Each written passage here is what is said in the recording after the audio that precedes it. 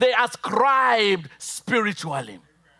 So if there was a medical condition that they could not diagnose or they did not understand, they said that it was either divine or demonic.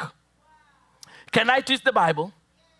So when Mark chapter 8, this man comes to Jesus and this man comes to Jesus with his son, and this man says to Jesus that the boy falls on the ground and he convulses and foam starts coming out of the mouth. Now we know that the boy suffered from seizures because he was epileptic. But back then, they had not diagnosed epilepsy. And so they said that a demonic spirit would grab the boy because they thought that epilepsy was demonic. When there was a child who could not speak like other children could speak, we now know that that child was somewhere on the special needs spectrum. But back then, because they did not understand autism, they said that he had a deaf spirit. And when a woman did not give birth and did not conceive, even though she was married, society could not understand what was happening. So they could say, God closed her womb. Because what they did not understand medically, they ascribed spiritually. Are we together? And beloved, I've come to this pulpit wondering, what in 2026 language does it mean to say that the Lord closed her womb?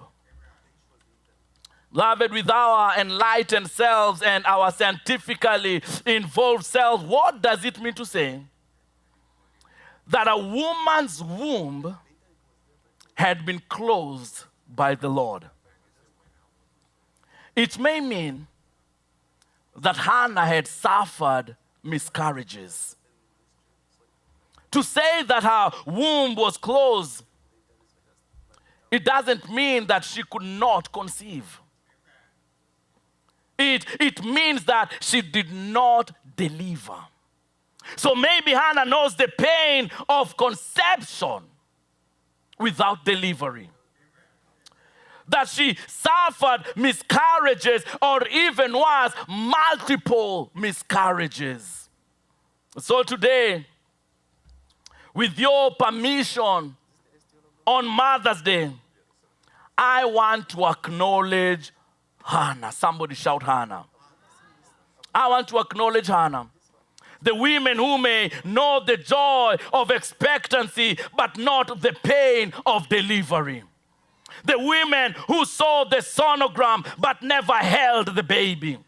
The women who, when they conceived, they knew that something was wrong and were afraid of what the doctors would say. The women who had to hide it as an embarrassing private secret that you were once pregnant, but there was no baby. The women who may be afraid of pregnancy again because of what had happened last time. Maybe her womb being closed means that she suffered miscarriages, or maybe it means that she was physically unable to carry a child. Today, mothers, with your permission, I want to acknowledge Hannah. The women whose bodies were impacted to the point that the pregnancy was not safe for them. The women who had to deal with medical conditions like fibroids and uterine cancer that made pregnancy unwise. The women who have had to hear the one word from your gynecologist that you never wanted to hear, hysterectomy. The women who had something happen to you as a child that should never have happened to you as a child and has now affected your ability to carry a child. The women who did not want to pass a genetic condition on another generation and had to give up on their desire of being a mother. I want to talk about Hannah.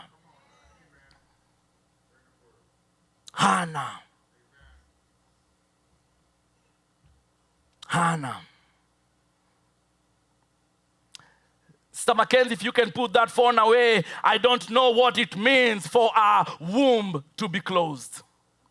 But I will tell you that what is implied is that she and Elkanah have tried over and over and over and over and over and over and over and over and over again to have a child, only to come to the realization that if Hannah is going to be a mother, it's not going to be the traditional way that women know to conceive, that Hannah is going to need some help. Today, moms, with your permission, I want to recognize Hannah. The women who had to find their way into motherhood by a different journey. The women who did not get there with a wedding and then gender reveal party a year later.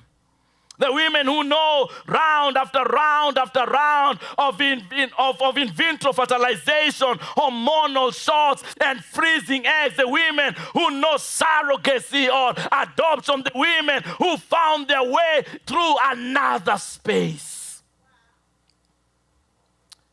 Can I share with you part of Hannah's pain?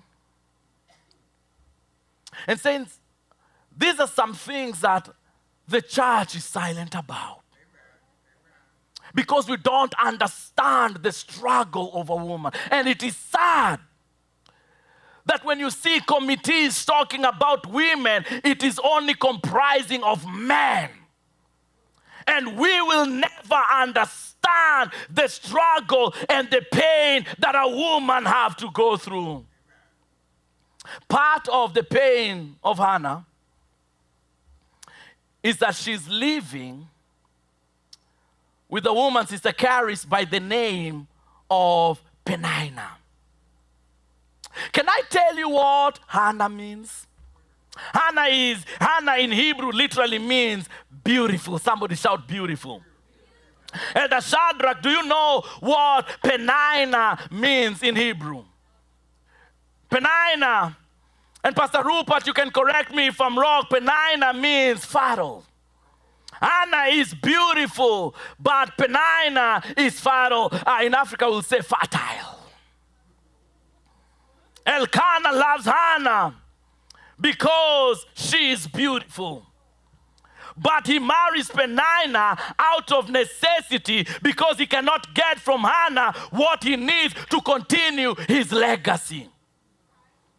So Peninnah is the second wife that is brought into the scene, not because she's beautiful, but because she's fertile. Pregnancy is easy for Peninnah. All that Elkanah has to do is simply look at Peninnah, and she gets pregnant.